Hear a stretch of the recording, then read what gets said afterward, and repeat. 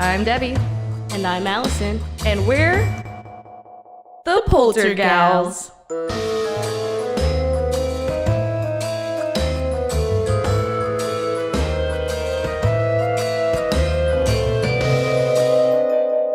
Spooky.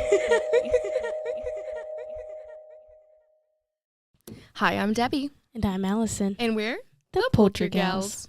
Welcome back to another episode of the Poltergals. Thank you guys for tuning in.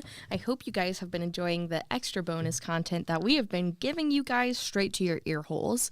Today we're back with another episode here in Texas. We're talking about spooky haunts in Texas. Yeah. Yay, good job, Alison. Alison actually picked this place out, which is really great. I mean, I pick all of them out. But true. I picked some of them, the important ones. I mean, some of them are just also what everybody knows, so... Anyway, this one is located in the heart of San Antonio, Texas. Of course, one of the most historic and haunted locations in all of Texas. Yeah. And we're going to be talking about the San Fernando Cathedral. Yeah. Boom, boom, boom. But what you guys know that also means is that most of the words will be in Spanish, and Allison is going to not do a great job. So, as a preparation, we're going to say, we're sorry. Allison, apologize. No thanks. They should know me by now. And if you're new and you don't know us, we're sorry. Well, if y'all are new, and yeah, just go that see sentence the other sums ones. up everything. Yeah. Well, Allison, you'll find out real fast. You'll find out real fast who we are. Anyway, Allison, do you want to get started? Yeah. So this was actually one of the missions in San Antonio. So, just like the Alamo. Yes, just like the Alamo. This, of course, is in San Antonio. It is also called the Cathedral of Our Lady of Candelaria. Yes. And Guadalupe. See, if you're new, this is why you can't do. You're welcome. And, of course, is a cathedral of the Catholic Church, located in downtown San Antonio, which is facing the city's main plaza. Cool. And is the mother church of... The archdiocese? The archdiocese? What? The diocese. Just, I don't know. I don't even know what that is. Of San Antonio. And the seat of its archbishop. Yeah, the diocese is like the person in charge, or like the pope. Or whatever. Not necessarily the Pope, but like, I think that is the diocese. Yeah, I don't know what that is. Well, that can be our... Wait, we haven't done Word of the Week in like such a long time. Yeah. We need to bring it back. Yeah, you're supposed to be on it. I know. Come on, Debbie. Well, sometimes you just had so many. I didn't know what to do because there were so many. So... Its dome serves as the city of San Antonio's cultural and geographical center. It is known as the Church of Nuestra Señora de la something. Nuestra Señora de la Candelaria y Guadalupe. And I'm white. I'm sorry, guys. Yeah. Allison is brown on the outside, but not on the inside. I'm a coconut. Mm-hmm. True facts. Yeah. Because, clearly, that whole 5 words, if that doesn't help you point it out, then I don't know what will. Hey. So, that whole Spanish stuff, because I'm not going to repeat it. It's just going to be... Nuestra Señora de la Candelaria y Guadalupe. Yeah, it'll come out as how I refer to my husband, because he speaks this. I always say it's a mingaming. That's racist. No, you're being racist, Alison. Because he literally, it could be a bunch of mumbles. And like my niece, it's popsicle. And he's like, you want me to go get you a popsicle? And she's like, yeah. Literally just like that. Yeah. That's so cute. I'm like, so you speak a mingaming fluently too? Yeah. And he's like, yep. Wow, that's cute. A mingaming. There you go. The more you know. Yeah. I'm fluent in 7 languages. No, I'm kidding. We're going to have to learn Pig Latin together. Speak Pig Latin. No, thank you. No, thank you. Oh, okay. No, thank you. Anyway. So, Yeah, Spanish with those big words. And then it's also on the national of National stuff. Register of Historic Places. Yeah. It's a national place. It's a national Crazy. register. Good job. It's notable as the oldest cathedrals in the United States. I'm proud of you. It is the original church of San Fernando, which was built in 1738 and 1750. So you know what that means. It's old. And spooky. Yup. Anything spookier. Yeah. In the 1800s. I mean, listen. 1700s. Yeah. Wait, no. Wait. The hunt. When you say like the 1800s, you do mean the 17s. No. Right. No. No, remember, like, the decades are always one behind. No. So, like, the 19th century that's why we're in the 21st century. That's so confusing. Yeah. So. But no.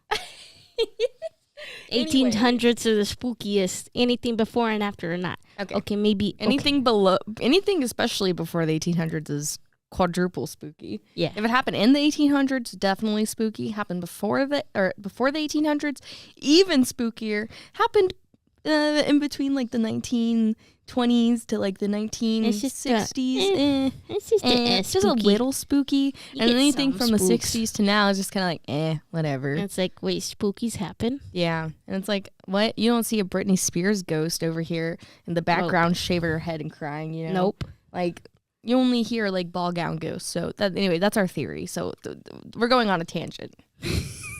When don't we?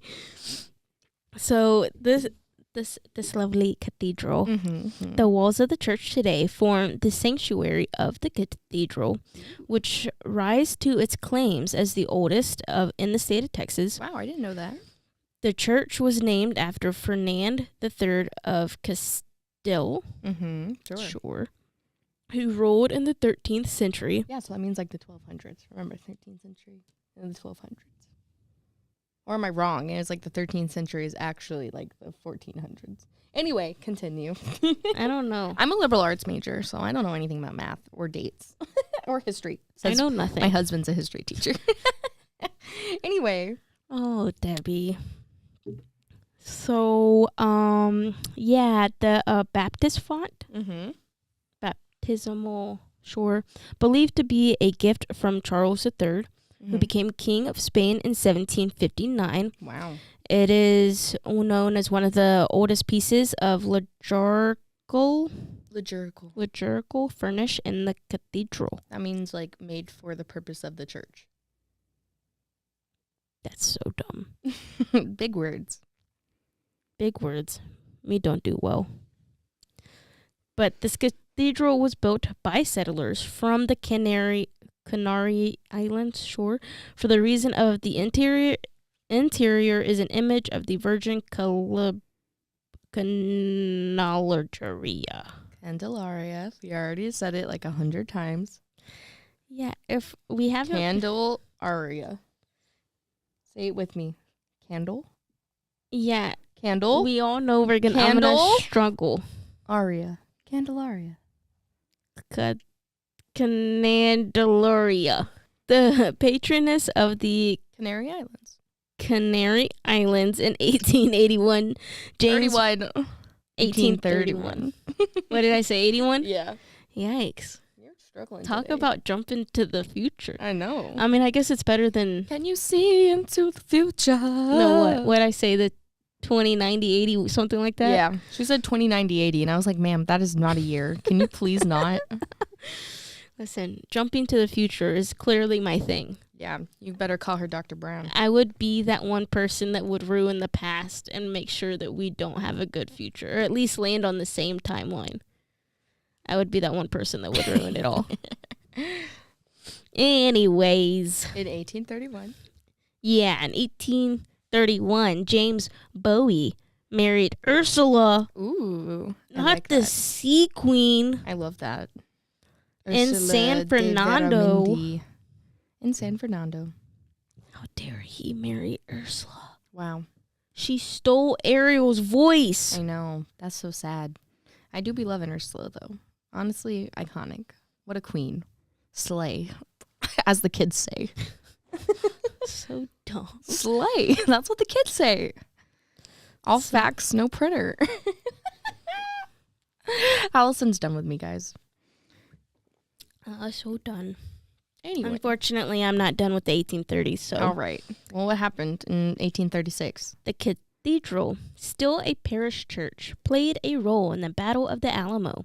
Wow. When lovely Mexican General Antonio Lopez de Santa Anna. She did that one. Wow. Proud of you. If you don't know Santa Ana and you live in Texas, I don't know what is wrong with you. Wow. She did it. She did it, guys. I'm proud of her. If you live in Texas and you don't know who that is, what is wrong with you? You learn about Texas history. Have you even watched Remember the Alamo? Come on. I sobbed 80 times as a young child when they forced us to watch that in public schools. Dude. I cried every time. That's one of my favorite movies, too. Honestly, still? Yes. I think it's good. I really like it. Like, it has good cinematography, you know? Dude. I did, like, watch this thing, though, and it's, like, a behind the scenes, and it was, like, all the historical inaccuracies and stuff. And apparently, in one of, like, the battle scenes, a guy is straight up wearing, like, a digital watch. And when he, like, raises his arm, he's like, yeah! And then it's, like, just a watch on his wrist. And I'm like, that's hilarious. Just, like, a regular digital watch. Oh, no. So I think that's kind of funny. It's like in Game of Thrones where that one scene had a Starbucks cup in it, which I think is even funnier. So That's so bad. You would think that, you know, continuity would be a thing. hey, you know what? It's okay. But listen, it's still a good movie. So again, if you don't know who Santa Ana is, you were never raised in a Texas public school. Nope. Get a life. Go to a Texas public school. Sit in a Okay, but if Texas you're an history adult, class. don't just like go into it. A Texas No. elementary school. Go in. Tell them I'm here to get educated. Texas history. I know nothing. No, just at least check in at the front desk. Please, no active school shooter drills is going to happen. Anyway, well, back onto the history. So Santa Ana hoisted a flag of no quarter from the church's tower, marking the beginning of the siege. Dun, dun, dun. The ashes of the heroes that died defending the Alamo on March 6, 1836 are... now interred here. Yeah. And I'll tell you guys more about that later. Maybe, who knows? Mm. Now, who's looking into the future now? Oh, sorry. I'm skipping ahead. My bad. In 1868, under the direction of architect Francois P. Girard. What? How do we go from Spanish to French? I don't know either. I mean, he's an architect. I think all architects are French. They do their hands like this. Wait, that's Italian. I don't know. Oui, oui, une baguette. That's all I know. What? Oui, oui, une baguette. Anyway, continue. So, Francois P. Girard. He was the thing with the cathedral, which was considerably enlarged in Gothic style. Which is my favorite style. Yeah. In addition to forming the existing nave, the carved stone stations of the cross were added in 1874 and also had striking stained glass windows, which were added in 1920. Super cool. In September of 1987, Pope John Paul II visited the cathedral during the only papal visit to Texas. I honestly thought that said PayPal visit. PayPal? Yeah. Polterpal? Polterpal The first visit. Polterpal visit to Texas? The first Polterpal visit By to the Pope? Texas. It was in 1987 by Pope John Paul II. Wow. I'm so proud of you, Pope John Paul. My official favorite pope. We love you. You were our first Polterpal. Who would have thought? Which this actually was a marker and commemorates the event. Yeah, that's cute. That's so cool. And then in 2003, there was a major restoration, which costed about $15 million. Oh my goodness. Which involved 3 phases. Phase 1 was restoration and stabilization of the cathedral foundation and structure and its enhancement for liturgy and other events. The altar was moved outside of the sanctuary, closer to the center of the nave, allegedly to enhance the experience for Mass. And the font was relocated from the back of the church to the main aisle against Catholic custom, which emphasizes that baptism is the entrance to the church, symbolically indicates. So it literally, like, the baptisms were, like, placed near the entrance to symbolize entering into the church. But they moved it. Yeah. And then phase 2 was the replacement of the rectory with a new cathedral center, which will house a small cafeteria, counseling rooms, museum, gift shop, reception room, television control room, and vesting sanctuary. So they just basically got fancy. Oh. Yeah. Well, it's a church. Yeah, so they got to be fancy. How fancy can you get? It's already a Catholic cathedral. You'd be surprised. Catholic cathedrals are supposed to be like super fancy and like, wow. Wow. That's where the church is spending all our tax dollars. Yeah. Well, that was back in the day. Now taxes don't have to, no taxes. No, churches don't have to even pay taxes. Exactly. Anyway, continue. Phase 3 of the construction was construction of a community center to house community and social services, meeting rooms, a hall, church offices, and a residence for the priests. Fancy. Yeah, so the renovation was supervised by Richard S. Fosco, a liturgical design consultant and priest of the Diocese of Albany, who has overseen often controversial redesigns, renovations of numerous churches and cathedrals around the country. And you know what they say about renovations? That stirs up the ghosties. That stirs up them ghosties. So as you can imagine, I'm sure some things started to happen along with all these renovations, especially going against the church's traditions and maybe not doing what was necessarily mainstream at the time and was often controversial. And we'll get into that more, but first, it's time for commercial break. Meow. And this commercial break is brought to you by Hostess with the mostesses. Yeah, that and then Better Speech and BetterSpeech.com. It's like BetterHelp, but for your speech. I need better help for my better speech. Anyway, well, thanks for tuning into this week's commercial. All right.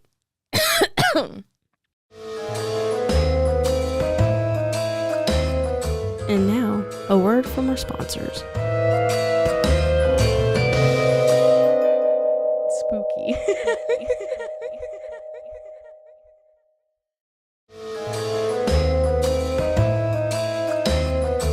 And now, back to the show. Spooky. Welcome back. Now it's time to get into the hauntings. Ooh. So, of course, we're going to talk about the ghosts of San Fernando Cathedral, which, as the oldest church in the entire Lone Star State, it only makes sense that San Fernando Cathedral might be one of the most haunted locations in all of San Antonio and all of Texas. Well, there are many stories, and first, I'm going to tell you the story of the apparition of a white stallion. Listen, it's not a woman in white. It's a horse in white. Does that count? I'll take a horse in white over a woman in white. Okay, good. Well, this is the story of the white stallion who's seen galloping in front of the church. He's often been spotted as though the ghost of the Apache's peace offerings back from 1730s. Now who doesn't know how to say any dates? Goodness gracious. But yeah, so it's said that this white stallion is the ghost of an Apache who was giving a peace offering from the 1930s that is yet to leave the site of his death at the church.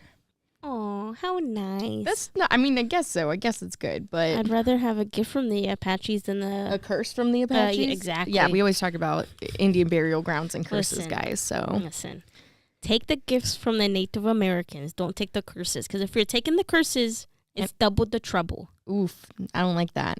But yeah, and that's, again, Texas was also Native American land. So not only was it Spanish land, and then people came out west wanted to colonize and settle Texas. It was also Native American land. So here in Texas, we have a lot of history about battles and taking of land and keeping of land, and people care a lot about land here in Texas. I don't know why. I guess because we got a lot of it. I don't know. So much land. Not enough people. Oh, wait. No, but at this time now we were getting too many people and not enough land. I like how we say that, and Texas is definitely the second largest state with the second largest population in the United States. Good job, us. Good job. So, well, anyway, there are many ghosts that roam these halls, and of course they do ghost tours because why wouldn't they? I thought the Catholic Church didn't believe in all that, or wait, no, I think they do believe in ghosts. In fact. That's the one branch of Christianity that believes in purgatory. Good. Okay. So they do have like heaven and hell, and then this middle ground, which is where you get like earthbound spirits and stuff. So they do believe in purgatory. Well, so guests on ghost tours have caught all kinds of paranormal experiences.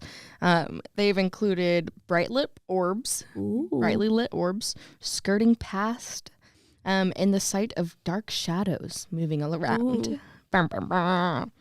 So, who are these spirits that still call San Fernando Cathedral home? Well, there's quite a few things that I would like to tell you about, and I kind of hinted towards it a little earlier. Although we can't say for certain, it's quite likely that there might be the energies of the people who were once buried within the walls of the church itself. That is what I was hinting at. So as we mentioned, like a lot of the people were interred there, but apparently back in the days, they were just like, let's just put the bodies in the wall. Yeah, that's I don't know why that was a thing. Is it like the haunting of Connecticut?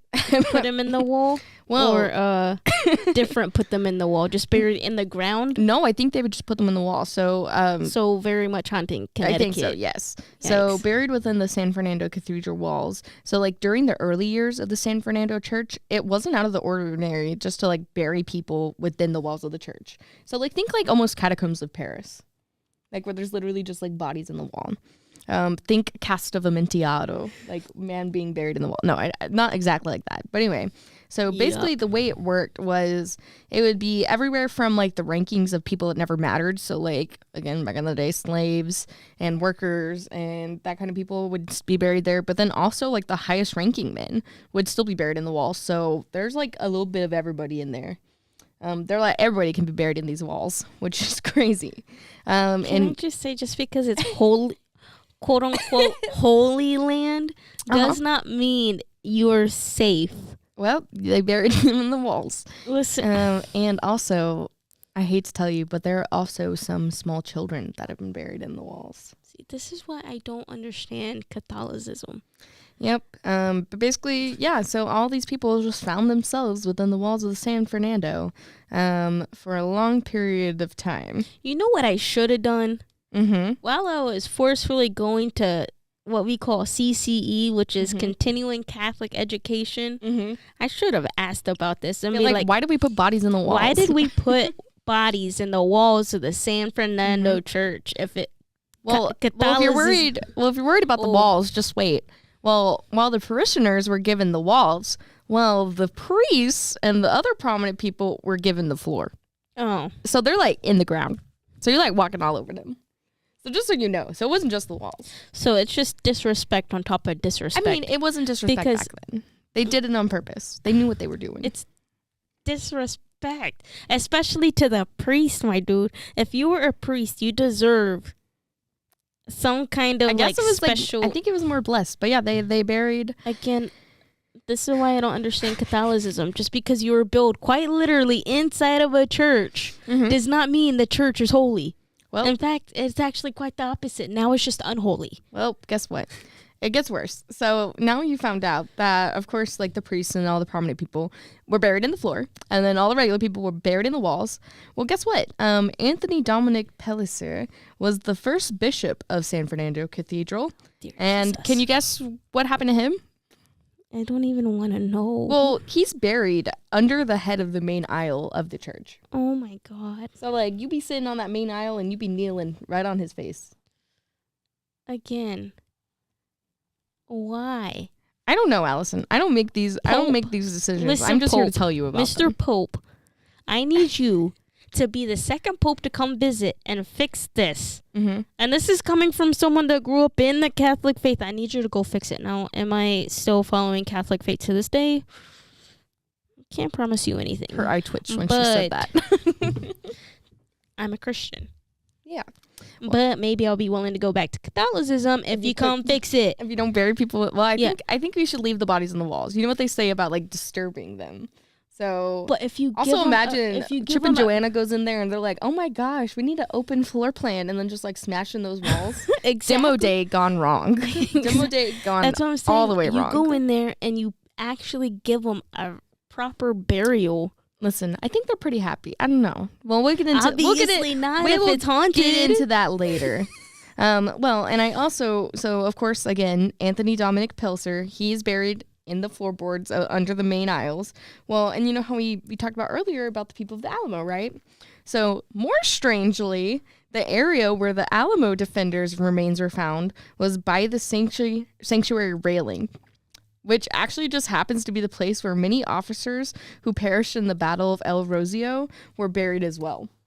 So you have the Alamo defenders, plus these people. Yeah. Just buried next to each other. Again. Near a railing, by the way. So it's just like by the railing. It's just like, they're over there. Again, these are the people that gave Texas their independence. But yeah. And this is how we're treating them. They're just buried by the railing. They're treating them like they're a bunch of imbeciles. Well, you want to hear something spooky? So, I was talking about like maybe they are happy. Well, for years, many people who have actually visited San Fernando have reported seeing faces appear in the exterior walls of the church. One said they saw a gaping mouth, two sunken eyes, and the features of a skull have appeared to countless of people visiting this church. So they're there. They're in there. That's so disappointing. And I mean, maybe the faces on the rock wall were just like their imagination, or maybe an interpretation. But there are, in fact, I definitely don't think so. If you quite literally have people built inside a wall, I think it's kind of hard to imagine that. Well, some people might argue that the skull-like spectral faces that suddenly appear on the outer rocks wall of the churches are the spirits of those interred in the castle, and there's really no mistaking the amount of people who've been buried within those walls. So obviously there's going to be a lot of paranormal sightings that have occurred elsewhere on the cathedral grounds as well, literally on the grounds. Do you see what I did there? On the grounds of the church? On the ground, because people were buried in the ground of the church. Anyway, so Aren't that's very funny? sad. But there are also other ghosts that, again, you're surrounded by dead bodies. But wait, there's more. So there are also stories of the dark shadowed ghost of the San Fernando Cathedral. And on multiple occasions, this shadowy, ghostly figure has been spotted wandering around the grounds of the cathedral. So there's just this little shadow man that likes to go around, and then the dark figure of a man specifically. So on one occasion, a guest on a ghost tour stood listening to her guide regale her with the tales of the church itself. But even as she stood there, her gaze continued to track a strange man who seemed to be following the tour. He trailed them, just standing behind, following them through the front of the cathedral, and then again when they edged towards the back of the historic site. And then he just simply disappeared. So there's this dark figure of a man following them on their tour. She was like, man, I had to pay to be here. This guy's getting in for free. And then he just disappeared. And she was like, oh, my bad. That's a ghost. My bad. He's already here. He was already here. He already paid his rent. Free admission. Free admission for you. My bad.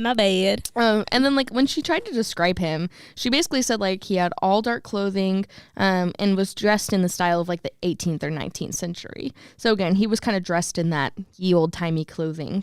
And she initially thought him to be just like another tour guide joining the group.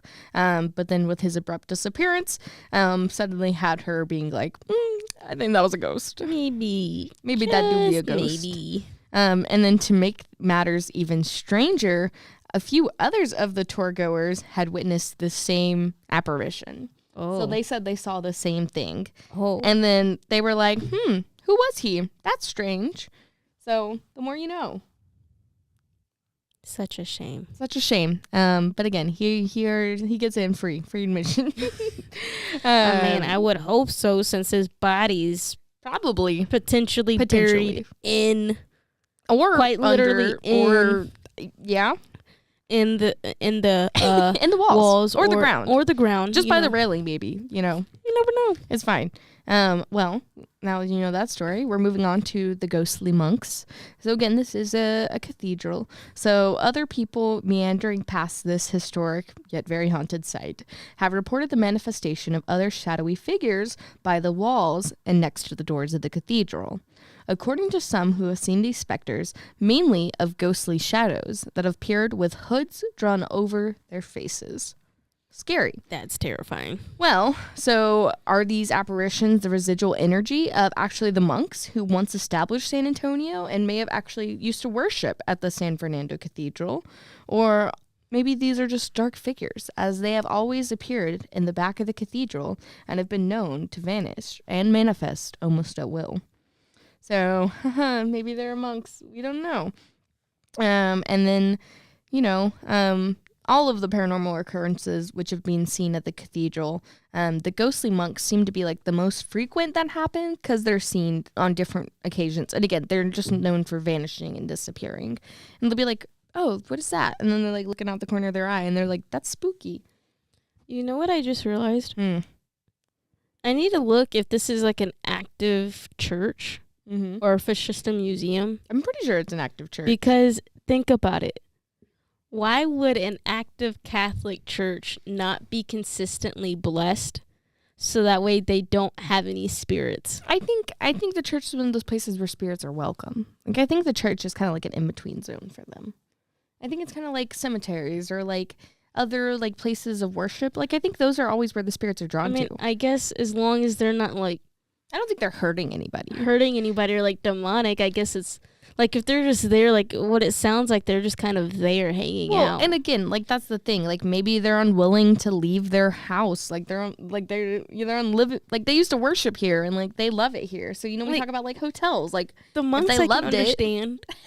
The monks, but, like, if you were someone that died for Texas to be its own country. You mean state? No, they fought to be its own country. Well, listen, Alison. Because Texas was its own country before they joined the United States. I mean, yes, but so also... that's also why they are the only state to legally fly their flag as high as the U.S. flag. Wow, good job, Texas. Because they got their independence. Wow, now joining. Who knows history? But anyway, basically, can they leave? Like, that's the question. Like, their bodies are there. Some people say, like, their souls can't leave where their bodies are. I also don't think if I fought in a battle that was you're trying to make it a free country and you were for several years, like, I don't... And then it was a church. Would you really want to leave a church? That's true. I mean, again, I think it's like a safe place for ghosts. I think it's one of those, like, middle grounds they're allowed to be in. I don't know. It's an interesting thought. If you guys have thoughts, please comment down below.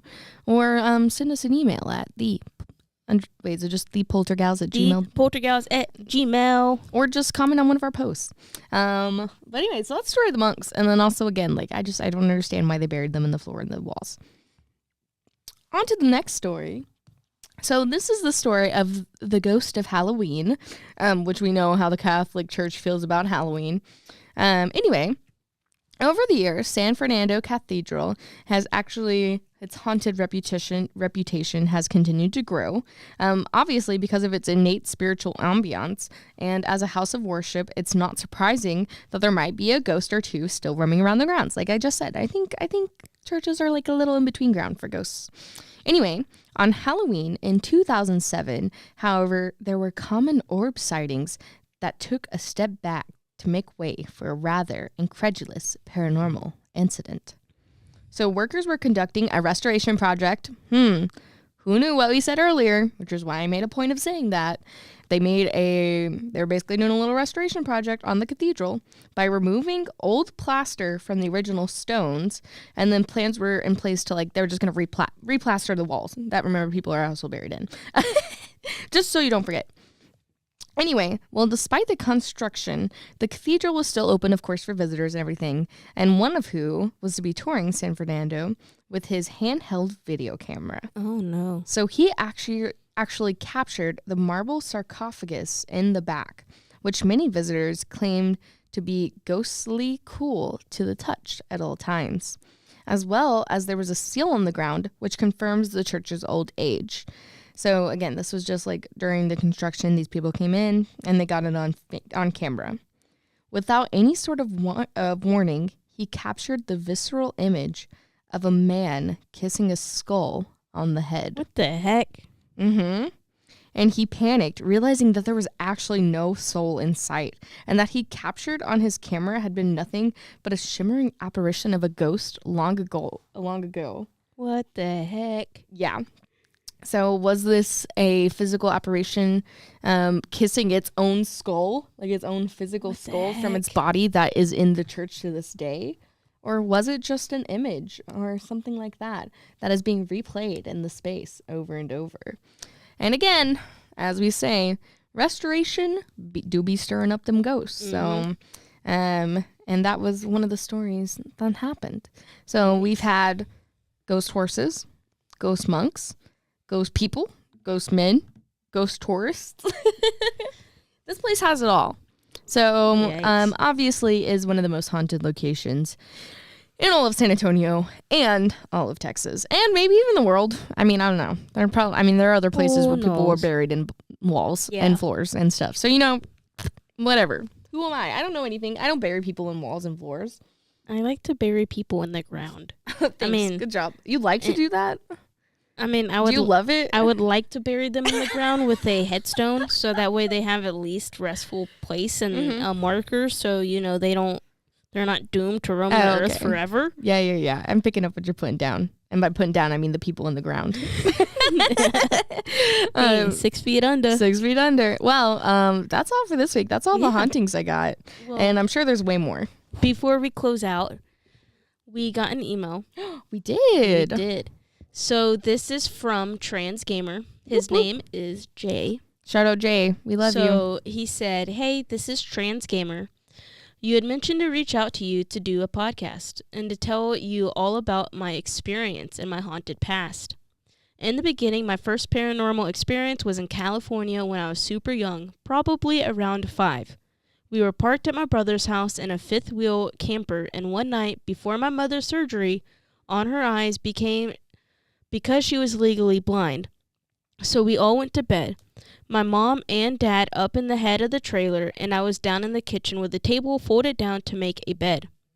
All at once, I looked to the head of the trailer, and there were 2 figures at that time I thought were angels.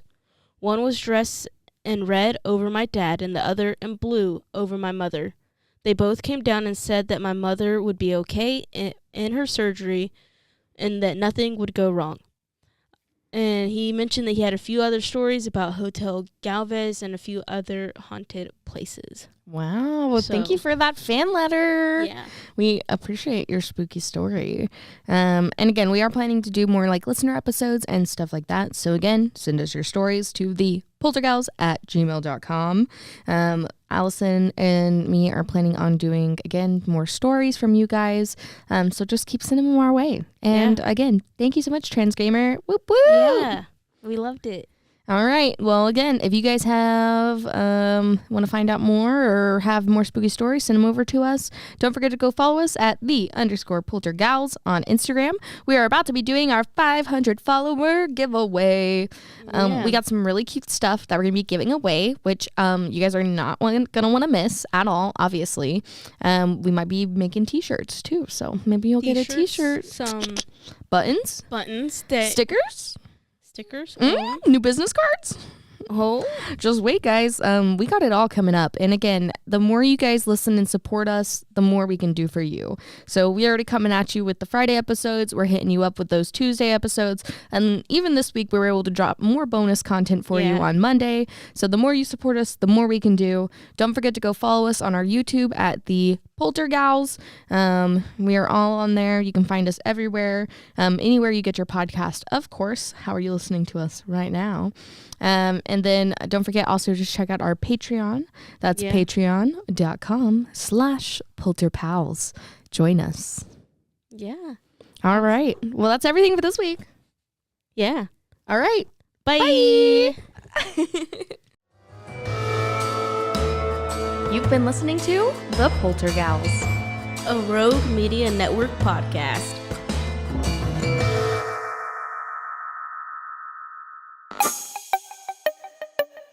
This has been a Rogue Media podcast.